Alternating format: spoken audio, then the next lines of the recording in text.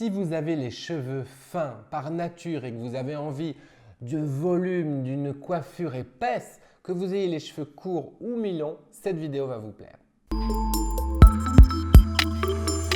Alors il existe sur la toile une quantité de vidéos sur les cheveux fins et comment les épaissir.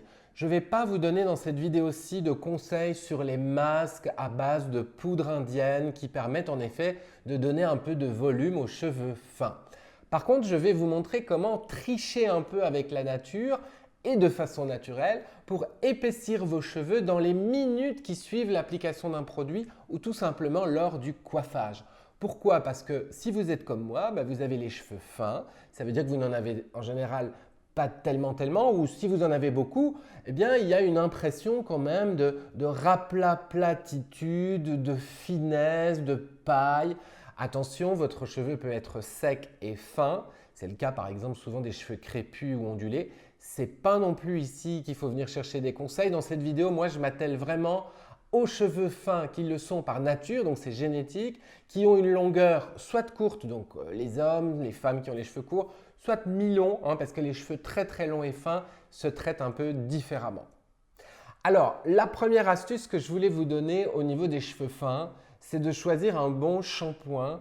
Et si vous aimez le naturel comme moi, je vous conseille un shampoing sans sulfate, tout simplement parce que l'absence de sulfate permet de moins graisser les cheveux au long terme parce qu'on irrite moins le cuir chevelu, mais aussi dont la formule contient des protéines.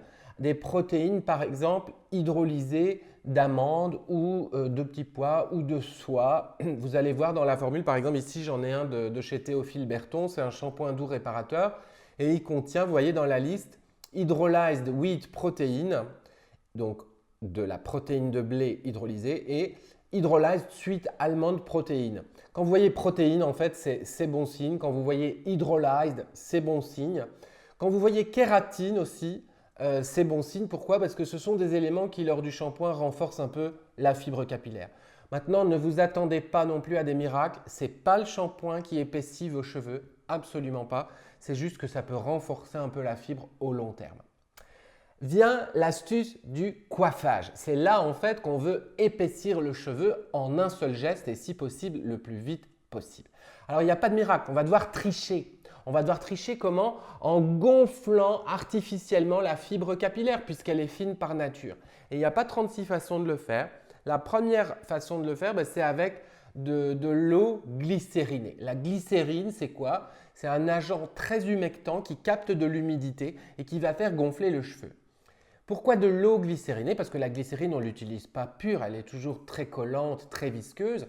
On peut fabriquer de l'eau glycérinée soi-même, mais le problème, c'est le dosage. Il faut falloir respecter environ 4-5% de glycérine et puis ça va rendre l'eau un peu collante. Ce n'est pas forcément agréable. Donc ici, moi, j'ai pris un produit tout prêt, labellisé Slow Cosmetics, j'ai trouvé sur slowcosmetics.com. C'est un produit que j'ai acheté assez cher pour cette vidéo. C'est le gros désavantage, je le dis franchement, mais en même temps, il a l'avantage d'avoir une formule super avec non seulement de l'eau et de la glycérine, mais aussi du gel d'aloe vera et de l'acide hyaluronique. L'acide hyaluronique, vous en avez sûrement entendu parler, ça gonfle d'eau les tissus sur lesquels on l'applique. Alors, moi, l'idée, c'est de se coiffer avec de l'eau glycérinée, donc on y va. Ici, c'est donc de l'eau de plante. Il faut avoir l'opportunité d'en prendre environ une cacahuète liquide et frictionner dans la main. Donc moi, je déconseille d'appliquer directement sur les cheveux. Vous allez voir que cette eau collante et très légèrement laiteuse vient s'appliquer sur les cheveux. Et en direct, là, vous allez voir littéralement mes cheveux s'épaissir. Vous avez vu qu'ils étaient un peu tout plat au début, tout plaqués. Alors là, évidemment, il y a un effet mouillé lorsque j'applique l'eau glycérinée. Donc ici, je le précise quand même, c'est l'eau d'Élase de la marque Les Délices d'Azilis. Mais bon, il y a d'autres marques qui proposent ce genre de produit. Pas beaucoup, mais il y en a. Vous allez travailler en fait votre chevelure comme ça. Si vos cheveux sont plus longs, n'hésitez pas à utiliser les doigts enduits de cette eau collante et laiteuse. Et il va falloir travailler assez longtemps. Vous voyez, donc au début, on le fait moi je le fais sur cheveux secs. Il y en a qui le font sur cheveux humides. Mais dans les deux cas, il faut sécher, il faut attendre que ça sèche. Donc ça prend quand même, bon là c'est facile, ça va sécher assez vite, mes cheveux étaient secs. Mais si vos cheveux étaient mouillés, forcément, il va falloir une grosse demi-heure, une petite heure. Bon, ici, en 1 minute ou 2, je pense que ça va le faire. Là, je travaille bien. Et ensuite, bon, là, vous voyez, il y a un effet mouillé. Mais contrairement aux effets mouillés classiques, où normalement le cheveu se raplatit, bah, ici, il y a un volume. Et pourtant, ce n'est pas du tout du gel. Donc, ce n'est pas collant. Je peux changer de forme, je peux changer de direction. Le gros avantage, c'est que tout d'un coup, on dirait que j'ai une touffe de cheveux plus épaisse. Je ne sais pas si vous le voyez. Alors évidemment, ça ne fait pas repousser les cheveux hein, du tout, c'est rien que de la triche, mais c'est intéressant. Je suis en train tout simplement de gonfler mon cheveu en eau en captant l'humidité qui se trouve dans l'environnement. Donc l'eau glycérinée, ici une très belle avec de l'acide hyaluronique. Le shampoing, on a vu. Si vous trouvez que c'est un peu quand même lourdeau de faire ça, bah bien sûr vous avez les cires coiffantes.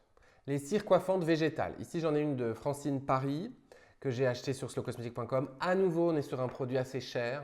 Sinon vous trouvez des recettes de cires coiffantes à base de cire d'abeille, d'huile de coco, etc.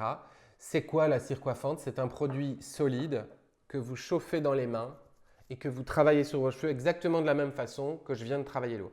L'avantage, c'est qu'il ne faut pas attendre que ça sèche, comme je viens de le faire. Ça ne va pas du tout marcher la cire coiffante si vous avez les cheveux longs. Hein, vous oubliez à ce moment-là. Ça marche que pour les cheveux courts ou vraiment mi-long, mais mi-long genre plus vers court que long.